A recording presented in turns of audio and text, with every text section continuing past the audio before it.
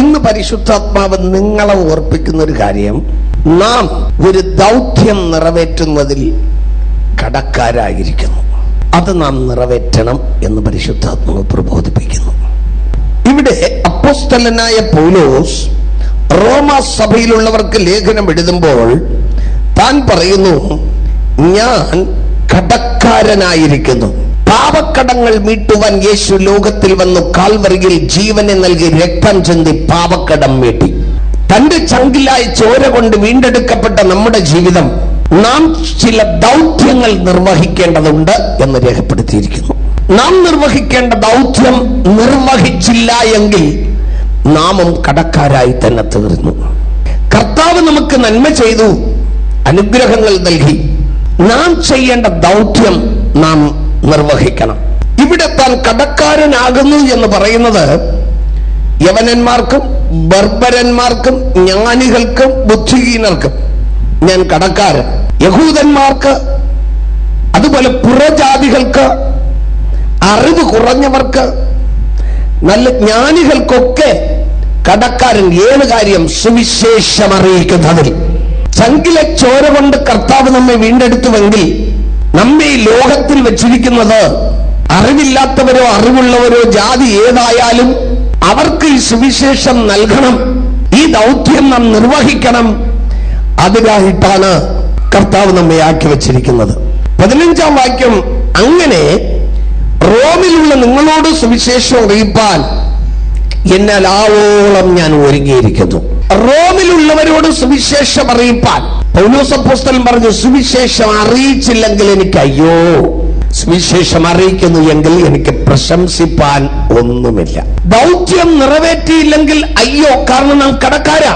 ദൗത്യം നിറവേറ്റിയാൽ ഞാൻ ഇങ്ങനെ ചെയ്തു എന്ന് പ്രശംസിപ്പാൻ ഒന്നുമില്ല. കാരണം ഞാൻ ചെയ്യേണ്ടതേ ചെയ്തുള്ളൂ.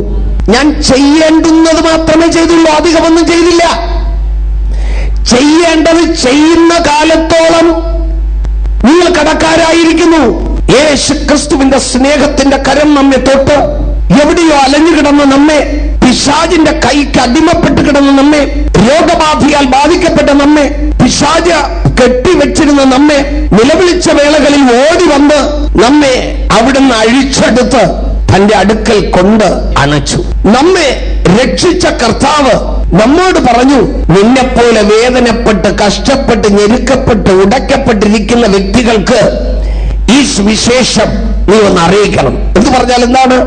അവർക്ക് സ്വന്തമായി രക്ഷപ്പെടാൻ കഴിയുന്നില്ല, സ്വന്തമായി വിടുവിക്കപ്പെടാൻ കഴിയുന്നില്ല. അവർ അലയുന്നു, എന്നെ ആര് വിടുവിക്കുമെന്ന് നിലവിളിക്കുന്നു. അങ്ങനെയുള്ളവരെ നീ പോയി വിടുവിപ്പാൻ കഴിവുള്ളവനെ പറഞ്ഞു കൊടുക്കണം. വിടുവിപ്പാൻ കഴിവുള്ളവനെ കുറിച്ചുള്ള സുവിശേഷം അങ്ങോട്ട് അറിയിക്കണം എന്ന് കർത്താവ് നമ്മോട് കൽപ്പിച്ചിരിക്കുകയാണ്. കർത്താവ് പറഞ്ഞു, അധ്വാനിക്കുന്നവരും ഭാരം ചുമക്കുന്നവർ എന്റെ അടുക്കൽ വരുവിൻ, ഞാൻ നിങ്ങളെ ആശ്വസിപ്പിക്കാം. ഭാരം ചുമക്കുന്നവർ, അധ്വാനിക്കുന്നവർ, വേദനപ്പെടുന്നവർ, അവർക്ക് ആശ്വാസം നൽകുന്നത് എന്റെ യേശു കർത്താവാണ്. ഇങ്ങനെ ഒരു രക്ഷകനുണ്ട് എന്ന സദ്വർത്തമാനെ അറിയിക്കുകയാണ് സുവിശേഷം അറിയിക്കുക എന്ന് പറഞ്ഞാൽ. അറിയിച്ചില്ലെങ്കിൽ അയ്യോ, അറിയിച്ചാൽ നമുക്ക് പ്രശംസിപ്പാനൊന്നുമില്ല. കാരണം ചെയ്യേണ്ടതേ ചെയ്തുള്ളൂ. നാം വിടുതൽ പ്രാപിച്ചവരാണ്, പലപ്പോഴും അനുഗ്രഹങ്ങൾ പ്രാപിച്ചവരാണ്. മനുഷ്യരാൽ കൈവിടപ്പെട്ടപ്പോഴൊക്കെ കർത്താവ് തന്റെ കരം നീട്ടി നമ്മെ രക്ഷിച്ചു. പക്ഷേ വിടുതൽ പ്രാപിച്ച നാം നമ്മുടെ ദൗത്യം മറന്ന ഒരു ജീവിതം നമുക്ക് പോരാ. മർക്കോസ് സുവിശേഷം 5-ാം അധ്യായം 20-ാം വാക്യം ഒന്ന് വായിച്ചാൽ, അവിടെ ഒരു മനുഷ്യൻ വിടുതൽ പ്രാപിച്ചപ്പോൾ തന്റെ ദൗത്യം താൻ നന്നായി നിർവഹിച്ചതായി കർത്താവ് അവനോട് അതിനായി കൽപ്പിച്ചു. അതവൻ ചെയ്യുന്നതായി നമുക്ക് മനസ്സിലാക്കാൻ കഴിയും. വായിക്കാം. അവൻ പോയി യേശു തനിക്ക് ചെയ്തതും ഒക്കെയും ദെക്കപ്പൊലി നാട് ഘോഷിച്ചു തുടങ്ങി. എല്ലാവരും ആശ്ചര്യപ്പെടുകയും ചെയ്തു. ആരാണിത്? യേശു ക്രിസ്തു കടൽ കടന്ന് ഗദരദേശത്ത് കാൽ കുത്തിയപ്പോൾ അവിടെ അശുദ്ധാത്മാവ് ബാധിച്ച ഒരു മനുഷ്യനുണ്ടായിരുന്നു. അവന്റെ വാസം കല്ലറകളിലായിരുന്നു. ആർക്കും അവനെ ചങ്ങല കൊണ്ടുപോലും ബന്ധിച്ചുകൂടാഞ്ഞു. പലപ്പോഴും അവൻ വിലങ്ങും ചങ്ങലയും കൊണ്ട് ബന്ധിച്ചിട്ടും അവന് ചങ്ങല വലിച്ചു പൊട്ടിച്ച് വിലങ്ങ് ഉരുമി ഒടിച്ചും കളഞ്ഞ് ആർക്കും അവനെ അടക്കുവാൻ കഴിഞ്ഞില്ല എന്നാണ് അവിടെ രേഖപ്പെടുത്തിയിരിക്കുന്നത്. അവന്റെ പാർപ്പ് കല്ലറകളിലാ. വീട്ടിൽ പാർക്കേണ്ടവൻ, വീട്ടുകാരോടൊപ്പം വാഴേണ്ടവൻ വീട് വിട്ടോടി കല്ലറ തോട്ടത്തിൽ പോയി കല്ലറകളിൽ വസിക്കുന്ന ഒരു ഗതികേടാ. ഇന്ന് അനേകരുടെ ജീവിതം ഇത് തന്നെ. വീട്ടിൽ പാർപ്പാൻ കഴിയാതെ എന്നും ആശുപത്രികളിലും കടവരാന്തകളിലും മദ്യപിച്ചിട്ട് തെരുക്കളിലും അലയുന്ന എത്രയെത്ര പേരുണ്ട്. അങ്ങനെയുള്ളവരെയും കർത്താവ് ഉപേക്ഷിക്കുന്നില്ല. അവരെയും തേടി യേശു എത്തുന്നു. കടൽ കടന്ന് ഗദരദേശത്തേക്ക് യേശു ആ പടകിൽ വരുമ്പോൾ യേശുവിനെ കടലിൽ മുക്കിക്കളയുവാൻ വേണ്ടി പിശാച് ചുഴലിക്കാറ്റ് അയച്ചു. യേശുവും ശിഷ്യന്മാരും യാത്ര ചെയ്ത പടക് മുങ്ങുമാറായി എന്ന് വേദപുസ്തക വചനത്തിൽ നമുക്ക് വായിക്കുവാൻ കഴിയുന്നു. 4:35 വാക്യം. നാം അക്കരയ്ക്ക് പോക എന്ന് അവൻ അവരോട് പറഞ്ഞു. അവർ പുരുഷാരത്തെ വിട്ടു താൻ പടകിൽ ഇരുന്ന പാടെ യേശുവിനെ പടകിൽ കൂടെ കൊണ്ടക്കരയ്ക്ക് പോയി. ചുഴലിക്കാറ്റടിച്ചു. ജീവിതം തകരും, കടലിൽ മുങ്ങി തീർന്നു എന്ന് തോന്നി. യേശുവിനെ ഉണർത്തി. യേശു കാറ്റിനെയും കടലിനെയും ശാസിച്ചു. ബോട്ട് അക്കരയെത്തി ഗദരദേശത്തിൽ. ഈ മനുഷ്യനെ രക്ഷിപ്പാൻ വേണ്ടി കോളിളക്കങ്ങളും കൊടുങ്കാറ്റുകളും ചുഴലിക്കാറ്റുകളും അവയൊക്കെ തരണം ചെയ്താണ് യേശു ഗദരദേശത്തെത്തിയത്. അങ്ങനെയെങ്കിൽ ലീഡേഴ്സിനോട് ഞാൻ പറയട്ടെ, വിശ്വാസികളോട് പറയട്ടെ, നിങ്ങളെ രക്ഷിപ്പാൻ, നിങ്ങളുടെ കഷ്ടത്തിൽ നിന്ന് വിടുവിക്കുവാൻ ദൈവം ഒരു സുവിശേഷകനെ അയക്കുമ്പോൾ നിങ്ങളുടെ അടുക്കൽ വന്ന് നിങ്ങൾക്ക് വിടുതൽ വാങ്ങിത്തരാൻ അനേക കൊടുങ്കാറ്റുകളും ചുഴലിക്കാറ്റുകളും തിരമാലകളുടെ അനുഭവങ്ങളും അസഹിച്ച് അതിജീവിച്ചു തന്നെയാണ് രക്ഷയുടെ ദൂതുമായി നിങ്ങളുടെ അടുക്കലേക്ക് അനേകർ എത്തിയത്. എത്ര ഉപവാസങ്ങൾ, എത്ര പ്രാർത്ഥനകൾ, എത്ര എതിരുകൾ, എത്ര പ്രശ്നങ്ങൾ, എത്ര ഭീഷണികൾ, എത്രയോ പോരാട്ടങ്ങൾ, എത്രയോ മനവേദനകൾ, ഇവയെല്ലാം സഹിച്ച് ആമീൻ നിങ്ങളുടെ അടുക്കലേക്ക് സുവിശേഷവുമായി എത്തിച്ചേർന്നു. യേശുവിന്റെ കാലത്തും അത് തന്നെ സംഭവിച്ചു. പിശാച് കൊടികുത്തി വാടുകൊണ്ടിരിക്കുന്ന മനുഷ്യനെ, അവയിൽ നിന്ന് വിമോചനം നൽകുവാൻ വേണ്ടി പോകുന്ന യേശുവിനെ ചുഴലിക്കാറ്റ് മുക്കുവാൻ നോക്കി. കടൽ ചീറിപ്പാഞ്ഞു. പ്രാണൻ അവതാളത്തിലായി എന്ന് കൂടെ പോരുന്നവരെല്ലാം ചിന്തിക്കത്തക്ക നിലയിലായി. ഇവയെല്ലാം അതിജീവിച്ച് ഗദരദേശത്ത് ചെന്ന് ഒരു ഭൂതഗ്രസ്തനെ വിടുവിച്ചതുപോലെ രക്ഷിക്കപ്പെട്ട ദൈവ പൈതലേ, ചില തടസ്സങ്ങളെ അതിജീവിച്ച്, എതിർക്കാറ്റുകളെ അതിജീവിച്ച്, പ്രശ്നങ്ങളെ അതിജീവിച്ച് നിങ്ങളുടെ ദൗത്യം നിറവേറ്റുവാൻ ഇറങ്ങിപ്പോകണമെന്ന് പരിശുദ്ധാത്മാവ് നിങ്ങളോട് ആലോചന പറയുന്നു. എത്ര പേർ ബന്ധനസ്ഥർ, എത്രയോ പേർ കഷ്ടപ്പെടുന്നവർ, എത്രയോ പേർ രക്ഷയില്ലാതെ അലയുന്നവർ, അവർക്കെല്ലാം വിടുതൽ പ്രാപിക്കുവാൻ ഒരേ ഒരു വഴി കർത്താവായ യേശു ക്രിസ്തു. യേശു ഗദരദേശത്ത് വരും വരെ ഈ മനുഷ്യൻ ഭൂതബാധിതൻ തന്നെ. ഈ മനുഷ്യന് ആർക്കും അടക്കാൻ കഴിയുകയില്ല. ഇവിടെ വായിക്കുമ്പോൾ അശുദ്ധാത്മാവുള്ള ഒരു മനുഷ്യൻ കല്ലറകളിൽ നിന്ന് വന്നവനെ എതിരേറ്റു. പലപ്പോഴും ആരെങ്കിലും അതിലെ പോയാൽ കല്ലറയിൽ നിന്ന് വരുന്നവൻ യേശുവിനെ എതിരേൽക്കുന്നത് പോലെ എതിരേൽക്കാനല്ല വരുന്നത്, പോകുന്നവരെ അടിച്ചു വീഴ്ത്തുവാനാണ് അവൻ തയ്യാറാകുന്നത്. എല്ലാവർക്കും അവര് പേടി സ്വപ്നമായിരുന്നു. എന്നാൽ ഇപ്പോൾ അവന്റെ ഗുണങ്ങളെക്കുറിച്ച് ഇവിടെ പറയുമ്പോൾ അവൻ വീട്ടിൽ പാർക്കാത്തവൻ, അവൻ വസ്ത്രം ധരിക്കാത്തവൻ, അവനെ ചങ്ങലകൾ കൊണ്ടുപോലും ബന്ധിച്ചുകൂടാ. അതെ, പലപ്പോഴും വിലങ്ങും ചങ്ങല കൊണ്ട് ബന്ധിച്ചിട്ടും അവയെ പൊട്ടിച്ച് ഉരുമ്മി ഒടിച്ചു കളഞ്ഞ് ആർക്കും അവനെ അടക്കുവാൻ കഴിഞ്ഞില്ല. ആർക്കും ആരാലും അടക്കുവാൻ കഴിയാത്ത അനേകർ ഇന്ന് നമ്മുടെ ദേശങ്ങളിലുണ്ട്. വീട്ടുകാരെ അവർ അടങ്ങുന്നില്ല, നാട്ടുകാർക്ക് അവർ അടങ്ങുന്നില്ല, പോലീസിന് അവർ അടങ്ങുന്നില്ല. കാരണം അവരുടെ ഉള്ളിൽ വ്യാപരിക്കുന്ന ദുരാത്മാവ് മാതാപിതാക്കളെ അനുസരിക്കത്തില്ല. മാതാപിതാക്കൾ ഒരു വാക്ക് പറഞ്ഞാൽ ഇവർക്ക് അസഹിഷ്ണുതയാണ്.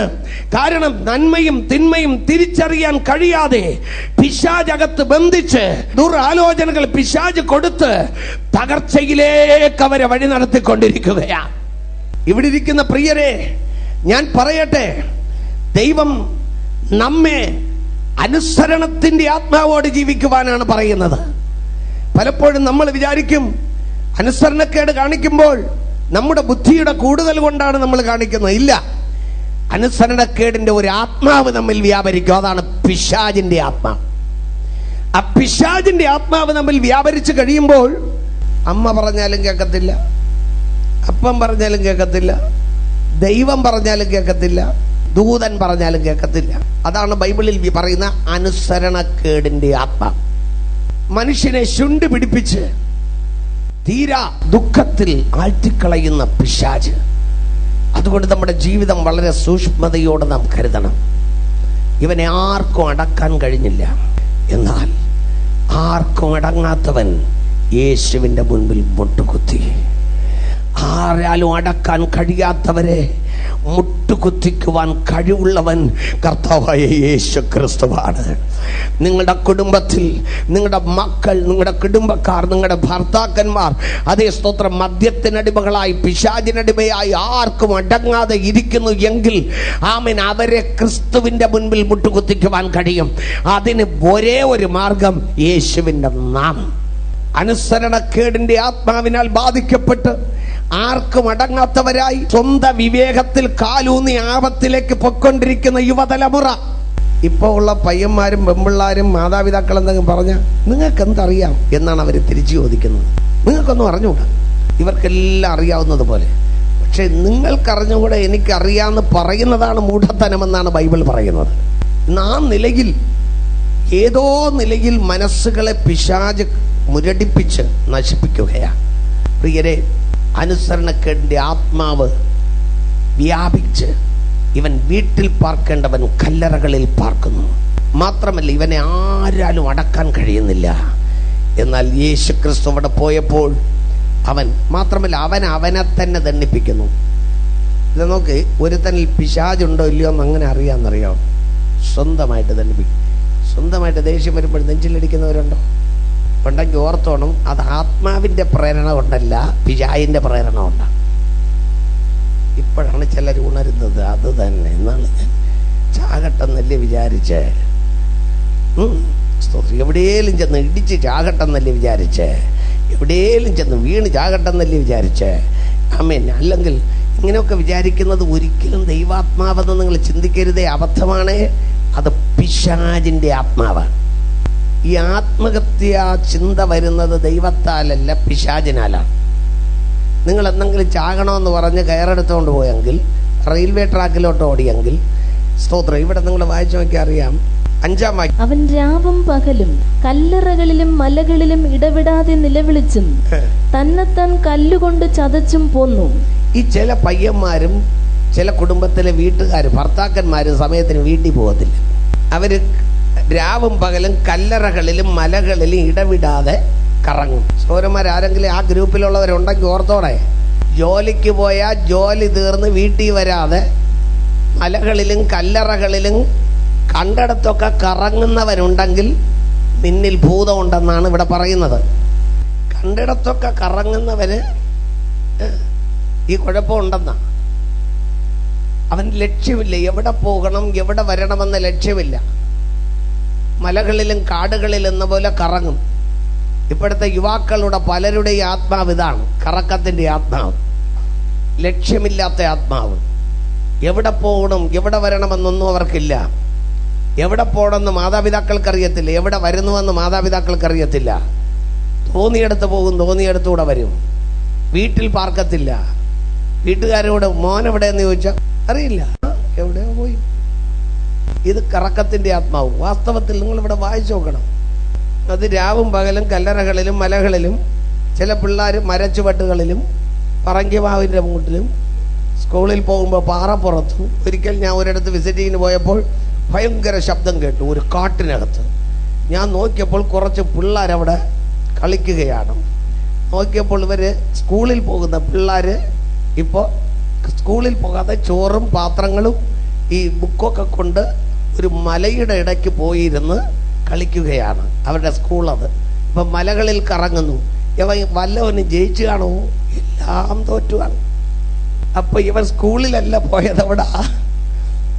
അപ്പൊ ഇവനെ കൊണ്ടുപോയത് ആരായിരിക്കാം? ഈ ലക്ഷ്യോനായിരിക്കാം. അപ്പൊ ഞാൻ പറഞ്ഞതിൻ്റെ അർത്ഥം, യുവാക്കൾ, യുവതികൾ, അതുപോലെ ചില സഹോദരിമാരെ വീട്ടിൽ കാണത്തില്ല. അപ്പോൾ സുവിശേഷ വേലയ്ക്ക് പോയോ? സുവിശേഷ വേലയ്ക്കും പോകുന്നില്ല. വീട് പ്രാർത്ഥനയ്ക്ക് പോയോ? ഇല്ല. കറങ്ങി എവിടെയോ നടക്കും. ഇവിടെ നോക്കുമ്പോൾ അപ്പുറത്ത് കാണും, അവിടെ നോക്കുമ്പോൾ അവിടെ കാണും. പക്ഷെ അങ്ങനെയല്ല. നീ പുറത്തു പോകുന്നു എങ്കിൽ അതിൻ്റെ ശരിയായ ലക്ഷ്യമുണ്ടായിരിക്കണം, ശരിയായ ആവശ്യമുണ്ടായിരിക്കണം. അല്ലെങ്കിൽ ഈ ലക്ഷ്യമില്ലാതെ കറങ്ങുന്നതെല്ലാം കുഴപ്പമുണ്ടാക്കുന്ന കറക്കമാണെന്ന് എല്ലാവരും അറിയണം. ഇപ്പം അതുപോലെ യുവാക്കൾക്കെങ്കിൽ ഒരു ബൈക്ക് കിട്ടിയാൽ സ്കൂള് വിടുമ്പോഴും കോളേജ് വിടുമ്പോഴും ഒരു വിശേഷ ഡ്രൈവിംഗ് കാണാൻ പറ്റും. കണ്ടോണ്ട് നിൽക്കുന്നവർ പറയും തലതെറിച്ച വേലതാ പോണെന്ന്. കഴിഞ്ഞ ദിവസം ഒരു പയ്യൻ്റെ പോക്ക് കണ്ടിട്ട് ഒരു 5-6 ചെറുപ്പക്കാർ നിന്നുകൊണ്ട് പറഞ്ഞു തലതെറിച്ചവനതാ പോണം. അവൻ്റെ തല തെറിച്ചില്ല, തലയിൽ തന്നെ ഇരുന്നു. പക്ഷെ പോക്ക് കണ്ടപ്പോൾ മറ്റവർ പറഞ്ഞതാണ് തെറിച്ചവർ പോണത്. അപ്പോൾ ഈ നിലകളിൽ എന്ന് പറഞ്ഞാൽ നമുക്കെന്തോ ഒരു കുഴപ്പം ഉണ്ടെന്നാണ് ഈ കണ്ടു നിൽക്കുന്നവര് പറയുന്നത്. കാരണം നമ്മുടെ ആക്ഷനും പോക്കും കണ്ടാൽ ആ കുഴപ്പം ഉണ്ട്. അപ്പോൾ ഇതൊന്നും പരിശുദ്ധാത്മാവിനാൽ നടക്കുന്നതല്ല, ഇതെല്ലാം ദുർഭൂതങ്ങളാൽ സംഭവിക്കുന്നതാണ്. അവർ തങ്ങളെ തന്നെ കല്ലുകൊണ്ട് ചതയ്ക്കും, സ്വന്തം ശരീരത്തെ തന്നെ എന്ത് ചെയ്യുന്നു? ദണ്ഡിപ്പിക്കുന്നു. സഹോദരിമാര്, സ്വന്തം ശരീരത്തെ ദണ്ഡിപ്പിക്കുന്നുവെങ്കിൽ ആത്മനിറവിലല്ല നിങ്ങൾ ഈ ഇടിച്ച് കലക്കുന്നതെന്ന് ഓർത്തോണം. ദൈവാത്മാവിലല്ല, പൈശാചിക ആത്മാവിലാണ്. ചാകാൻ ഓടുന്നതും കയറെടുത്തോണ്ട് ഓടുന്നതും ഇതൊക്കെ പരിശുദ്ധാത്മാവിനാലല്ല എന്ന് ഓർക്കണം. അടുത്ത് ഇവിടെ പറയുന്നു കല്ലുകൊണ്ട് ചതച്ചും അങ്ങനെയൊക്കെ ഇരുന്നു. ആരും അവനെ അടക്കുവാൻ കഴിയുന്നില്ല. അതേ പ്രിയരെ, മാതാപിതാക്കൾ കടക്കുവാൻ കഴിയുന്നില്ല, വീട്ടുകാർക്ക് നാട്ടുകാർക്കും അടക്കുവാൻ കഴിയുന്നില്ല എന്നുണ്ടെങ്കിൽ ഇത് ആത്മാവിൻ്റെ പ്രവൃത്തിയല്ല. ഇനി രണ്ടാമത് ഇവിടെ തന്നെ നമ്മൾ വായിച്ചു നോക്കുമ്പോൾ യേശുക്രിസ്തുവിനെ കണ്ടുടനെ ഇവർക്കകത്തിരുന്ന ഭൂതം പറഞ്ഞൊരു കാര്യമുണ്ട്. നാട്ടിൽ നിന്ന് പോകാൻ ഞങ്ങൾക്ക് മനസ്സില്ല, ഞങ്ങൾ അയക്കരുതേ, ഈ പന്നികളുടെ ഇടയിൽ ഞങ്ങൾ പോകട്ടെ എന്നാണ്. നമുക്കറിയാം പന്നികളുടെ ഇടയിൽ പോകാൻ യേശു പെർമിഷൻ കൊടുത്തു. അപ്പോൾ പന്നിയിൽ പിശാച് കയറിയപ്പോൾ പന്നികൾ എന്ത് ചെയ്തു? കൂട്ടത്തോടെ ചെന്ന് കടലിൽ ചാടി ആത്മഹത്യ ചെയ്തു. തർക്കൊലൈ ചെയ്ത. ആത്മഹത്യക്ക് വേണ്ടി പ്രേരിപ്പിക്കുന്നത് പരിശുദ്ധാത്മാവല്ല, പിശാച്, ഭൂതം. ആത്മഹത്യയിലേക്ക് നയിച്ചാൽ ഒരിക്കലും ആത്മഹത്യ ചെയ്യുന്ന ഒരു വ്യക്തി സ്വർഗത്തിൽ പോകത്തില്ല, നരകത്തിലേ പോകും. ചിലർ എന്തിനാ ആത്മഹത്യ ചെയ്യുന്നറിയോ? ഈ വേദന എനിക്ക് സഹിക്കാൻ വയ്യ, എൻ്റെ ഭർത്താവിൻ്റെ വേദന സഹിക്കാൻ വയ്യ, എൻ്റെ ഭാര്യയുടെ വേദന സഹിക്കാൻ വയ്യ, എൻ്റെ അപ്പനും അമ്മയും അല്ലെങ്കിൽ സാറ് അല്ലെങ്കിൽ തോറ്റത് കൊണ്ട് എല്ലാവരും എന്നെ ഇങ്ങനെ ചിന്തിച്ചു, സഹിക്കാൻ വയ്യാത്തത് കൊണ്ട് ആത്മഹത്യ ചെയ്യുന്നു. ഈ ആത്മഹത്യ ചെയ്യുന്നവർ പോയി നേരെ വീഴുന്നത് നരകത്തിയിലാണ്. അവിടുന്ന് ആത്മഹത്യ ചെയ്യാൻ പറ്റുമോ ആർക്കെങ്കിലും?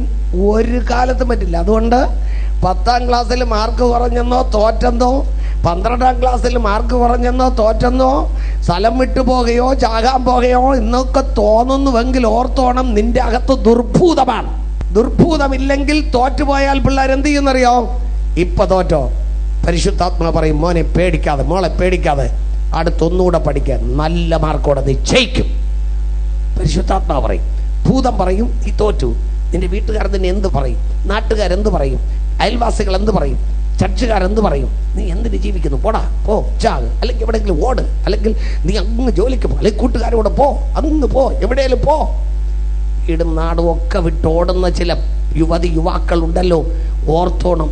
ആമേൻ. അത് പൈശാചികം, സാത്താൻ, സാത്താൻ, സാത്താൻ, പിശാച്. അപ്പൊ സാത്താൻ നിന്നെ നയിക്കരുത്, ദൈവാത്മാവ് നിന്നെ നയിക്കണം. അപ്പോൾ ഈ നിലകളിൽ ഇവൻ തകർന്നു കിടക്കുമ്പോൾ യേശു ക്രിസ്തു അവിടെ പോയി കാല് വെച്ച ഉടനെ ഇവൻ ഓടിച്ചെന്ന് യേശുവിൻ്റെ മുൻപിൽ വീണ് നമസ്കരിച്ചു. ഇവിടെ ഞാൻ പറയാൻ ഉദ്ദേശിക്കുന്നത്, ദേശത്തിനും വീട്ടിനും നാട്ടിനും അടങ്ങാതെ കിടക്കുന്ന ഏതൊരു വ്യക്തിയായാലും, കണ്ണുനീരിലും കഷ്ടതയിലും വേദനകളിലും ദുരിതങ്ങളിലും ഇരിക്കുന്ന ഏതൊരു വ്യക്തിയായാലും, അവരെ തേടി എൻ്റെ യേശു ചെന്നാൽ യേശുവിൻ്റെ മുൻപിൽ അവർ മുട്ടുമടക്കുക തന്നെ ചെയ്യും. മനുഷ്യർക്ക് തിരുത്താൻ കഴിയാത്ത, ലോകക്കാർക്ക് തിരുത്താൻ കഴിയാത്ത ഏത് ദുസ്വഭാവിയായാലും ആ പിശാച് യേശുവിൻ്റെ മുൻപിൽ മുട്ടുമടക്കിയേ പറ്റൂ. അതുകൊണ്ട് അവർക്ക് നാം കാണിച്ചു കൊടുക്കേണ്ടത് യേശുവിനെയാണ്. നിന്നെ വിടുവിക്കുവാനൊരു യേശുവുണ്ട്. യേശു ക്രിസ്തുവിൻ്റെ അടുക്കൽ അവൻ വന്ന് മുട്ടുമടക്കി. എന്നിട്ട് ആ പിശാച് പറഞ്ഞു, എന്നെ ഈ ദേശം വിട്ട് പോകാൻ, അതിര് വിടാൻ പറയരുത്. കാരണം ആ നാട്ടുകാർക്ക് പിശാചിനെയാണ് ഇഷ്ടം, യേശുവിനെ അല്ല. അതുകൊണ്ടാണ് പിന്നീട് നാട്ടുകാർ വന്ന് യേശുവിനോട് പറഞ്ഞു, നീ അതിര് വിട്ടു പോകണമെന്ന്. അവർക്ക് യേശുവിനേക്കാളും പന്നി മതി എന്നാണ് അവരുടെ താല്പര്യം. പന്നി നഷ്ടപ്പെട്ടപ്പോൾ പന്നി മുതലാളികളൊക്കെ വന്ന് എന്താ പറഞ്ഞു? യേശുവേ, ഞങ്ങളുടെ പന്നികളൊക്കെ നഷ്ടപ്പെട്ടു, അതുകൊണ്ട് നീ നാട് വിട്ടു പോകണമെന്നാണ്. അപ്പൊ യേശു വേണമെങ്കിൽ ചില പന്നികളൊക്കെ നഷ്ടപ്പെടും. ചില പന്നി നഷ്ടപ്പെട്ടാൽ വേണ്ടില്ല, യേശു മതിയെന്ന് പറയുവാൻ ചങ്കൂറ്റം വേണം നമുക്ക്. യേശു ഉണ്ടെങ്കിൽ എല്ലാം ഉണ്ട്. യേശു ഉണ്ടെങ്കിൽ ഒരു നന്മയ്ക്ക് മുടക്കം വരുത്തുകയില്ല. അവങ്കലേക്ക് നോക്കിയവർ പ്രകാശിതരായി. അതുകൊണ്ട് നിങ്ങളുടെ ജീവിതം യേശുവിന്റെ കരത്തിൽ കൊടുക്കുക. എന്നിട്ട് അവൻ സൗഖ്യം പ്രാപിച്ച ഉടനെ അവന്റെ സ്വഭാവമാറ്റം അവന് സംഭവിച്ചു. ഭൂതത്തെ യേശു പുറത്താക്കിയ ഉടനെ അവന് സ്വഭാവമാറ്റം സംഭവിച്ചു. ഉടനെ അവൻ തന്നെ തന്നെ നോക്കിയപ്പോഴേ നാണക്കേട് തോന്നി. കാരണം അർത്ഥനഗ്നനായിട്ടാണ് ഇരുന്നത്. അവൻ ഓടിച്ചെന്ന് കുളിച്ച് നല്ല തുണിയൊക്കെ വാങ്ങിച്ചു കൊടുത്തും കൊണ്ട് യേശുവിൻ്റെ അടുക്കൽ ഓടി വന്നിരുന്നു. ഇതുവരയ്ക്കും കല്ലറയിലിരുന്നവൻ ഇപ്പോൾ യേശുവിൻ്റെ അടുക്കൽ വന്നിരിക്കുന്നു. ഇതുവരയ്ക്കും വസ്ത്രം ധരിക്കാൻ കഴിയാത്തവന് വസ്ത്രം ധരിച്ചവനായി വന്നിരിക്കുന്നു. ഇതുവരയ്ക്കും മറ്റുള്ളവരെ കാണുമ്പോൾ ചീറിപ്പായുന്നവൻ ഇപ്പോൾ ഒരു സാധുവായി യേശുവിൻ്റെ മുൻപിലിരിക്കുന്നു. നോക്കൂ, യേശു ഒരുവനിൽ വരുമ്പോഴുള്ള സ്വഭാവമാറ്റം. നീ പെന്തിക്കോസ്ത് പള്ളി വന്നിട്ട് സ്വഭാവമാറ്റം വല്ലതും ഉണ്ടോ? അന്നും കീരി ഇന്നും കീരി, അന്നും സിംഹം ഇന്നും സിംഹം, അന്നും കടുവ ഇന്നും കടുവ. ഇതുവരയ്ക്കും ആട്ടുകുട്ടി ആയില്ലല്ലോ. പള്ളി മാറി, പക്ഷെ ആള് മാറിയില്ല. പള്ളി മാറി, സ്വഭാവം മാറിയില്ല. വെള്ളത്തിൽ മുങ്ങി, പക്ഷെ ആളിന്റെ സ്വഭാവം മാറിയില്ല. ഇതൊന്നുമല്ല, ശരിയായ മാറ്റം നമുക്കുണ്ടാകണം. അങ്ങനെ അവൻ വിടുതൽ പ്രാപിച്ചപ്പോൾ സ്തോത്രം, അവൻ പറഞ്ഞു, യേശപ്പാ, ഇനി ഞാൻ നിന്റെ കൂടെ വരും. 18-ാം വാക്യം വായിക്കണം. അവൻ പടകിൽ കയറുമ്പോൾ ഭൂതഗ്രസ്തനായിരുന്നവൻ താനും കൂടെ പോരട്ടെ എന്ന് അവനോട് അപേക്ഷിച്ചു. ഇപ്പൊ അവൻ ഒറ്റ റിക്വസ്റ്റേ ഉള്ളൂ, ഇതുവരെയ്ക്ക് ഞാൻ കിടന്നത് കല്ലറക്കുടിയിലെങ്കിൽ ഇനി നിന്റെ തിരുപ്പാദം അനുഗമിക്കുവാൻ എനിക്ക് ആശ. ഞാനും കൂടെ പോരട്ടെ യേശുവേ, ഞാനും കൂടെ പോരട്ടെ.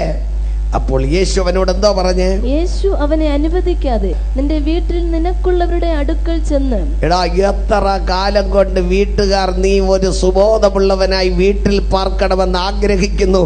അവരുടെ ആശയെ നിരാശയാക്കിക്കൊണ്ട് നിന്നെ ഞാൻ കൂടെ കൊണ്ടുപോകുന്നില്ല. നീ വീട്ടിൽ ചെല്ലുക. കർത്താവ് നിനക്ക് ചെയ്തതുമൊക്കെയും നിന്നോട് കരുണ കാണിച്ചതും പ്രസ്താവിക്ക എന്ന് അവനോട് പറഞ്ഞു. വിടുതൽ പ്രാപിച്ചവനോട് പറയുകയാണ്, നീ വീട്ടിൽ ചെല്ലുക, വീട്ടുകാരോടും നാട്ടുകാരോടും പറയുക കർത്താവ് നിന്നോട് കാണിച്ച കരുണ. കർത്താവ് കരുണ കാണിച്ച് നാം വിടുതൽ പ്രാപിച്ചപ്പോൾ രഹസ്യമായി വല്ലപ്പോഴും ഒരിക്കൽ, മാസത്തേക്കൊരിക്കൽ, 2 ആഴ്ചയ്ക്കൊരിക്കൽ ആലയത്തിൽ വന്ന് തല കാട്ടിയേച്ച് പോകാമെന്ന് ചിന്തിക്കുമ്പോൾ യവൻ പറയുന്നു, യേശുവേ, നീ എവിടെ ചെന്നാലും ഞാനും കൂടെ പോരട്ടെ. അപ്പോൾ യേശു പറഞ്ഞു, നീ എന്നോട് കൂടെ പോന്നാൽ പോരാ, നിന്റെ നാട്ടിൽ യേശു ചെയ്തതിനെ ഘോഷിക്കുക, നിന്റെ വീട്ടിൽ യേശു ചെയ്തതിനെ വിളിച്ചു പറയുക.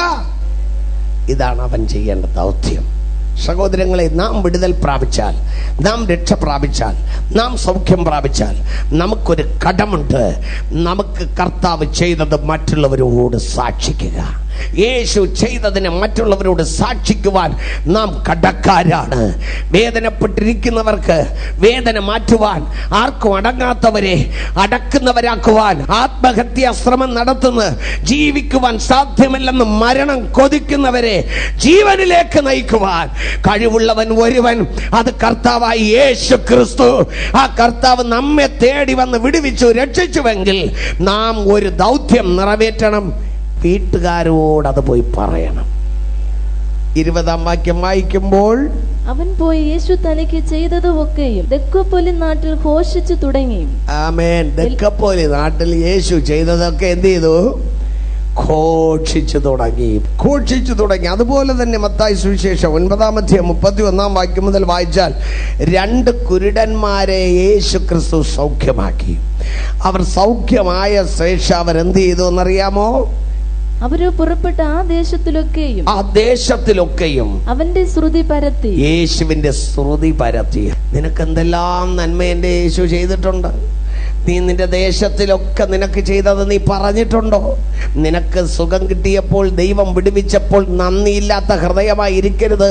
പരിശുദ്ധാത്മാവ് ഇന്ന് പകൽക്കാലം പറയുന്നു, നീ കടക്കാരനാണ്, നീ കടക്കാരിയാണ്. യേശു നിനക്ക് ചെയ്തത് മറ്റുള്ളവരോട് പറഞ്ഞ് യേശുവിന്റെ നാമത്തെ ഘോഷിക്കാതിരിക്കുന്ന കാലത്തോളം നീ എല്ലാവർക്കും കടക്കാരനാണ്, നീ എല്ലാവർക്കും കടക്കാരിയാണ്. യേശു വിടുവിച്ചത് നിന്റെ സ്വന്തം കാര്യം മാത്രം നോക്കി നടക്കാനല്ല. യേശു നിനക്ക് ചെയ്തത് മറ്റുള്ളവരോട് ഘോഷിക്കുവാനാണ്. 2 കുരുടന്മാർ കാഴ്ച പ്രാപിച്ചപ്പോൾ അവർ ദേശത്തൊക്കെ ഘോഷിക്കുവാൻ തുടങ്ങി. ഞാൻ കുരുടനായിരുന്നു, യേശു എനിക്ക് കാഴ്ച തന്നു. ഞാൻ കുരുടനായിരുന്നു, യേശു എനിക്ക് കാഴ്ച തന്നു. നിനക്ക് കർത്താവ് ചെയ്തതെല്ലാം എത്ര പേരോട് പറഞ്ഞാലും തീരത്തില്ല. ആമേൻ, നീ ഘോഷിക്കണം. ഇത് നിന്റെ കടമ. മർക്കോസ് സുവിശേഷം 1:45 കുഷ്ഠരോഗി ഒരുവൻ വന്ന് യേശുവിന്റെ മുൻപിൽ വീണ് പറഞ്ഞു, യേശുവേ, നിനക്ക് മനസ്സുണ്ടെങ്കിൽ എന്നെ സ്വസ്ഥമാക്കാൻ നിനക്ക് കഴിയും. യേശു പറഞ്ഞു, சித்தமுண்டு സ്വസ്ഥമാകു என்று சொல்லி சுகமாக்கினீ. சித்தமுண்டு സ്വസ്ഥമാകു என்று சொல்லி சுகமாக்கினீ. ஐயா என்று சொல்லி சுகமாக்கினீ. ஐயா என்று சொல்லி சுகமாக்கினீ. என் விண்ணப்பத்தை கேட்பவரே, என் கண்ணீரை காண்பவரே, சுகமும் தருபவரே, ஸ்தோத்திரம் ஏசையா. என் விண்ணப்பத்தை கேட்பவரே, என் கண்ணீரை காண்பவரே, சுகம் தருபவரே, ஸ்தோத்திரம் ஏசையா. Hallelujah, hallelujah. യേശുവിനോട് ആ കുഷ്ഠരോഗി പറഞ്ഞു, ഞാൻ പാളയത്തിന് പുറത്ത് കിടക്കുന്ന വ്യക്തി, എൻ്റെ കുടുംബത്തോട് പാർക്കുവാൻ എനിക്ക് കഴിയുന്നില്ല, ഞാൻ ഒറ്റപ്പെട്ടു പോയി,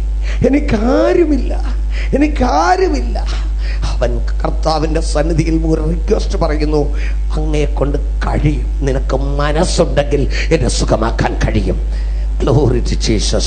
സഹോദരങ്ങളെ, കാൽവറിയിൽ എൻ്റെ രക്ഷയ്ക്ക് വേണ്ടി ജീവനെ പോലും തന്നവന് തൊട്ട് സുഖമാക്കാൻ മനസ്സില്ലേ? മനസ്സുണ്ട്. യേശുവിനെ തൊട്ടു സൗഖ്യമാക്കി.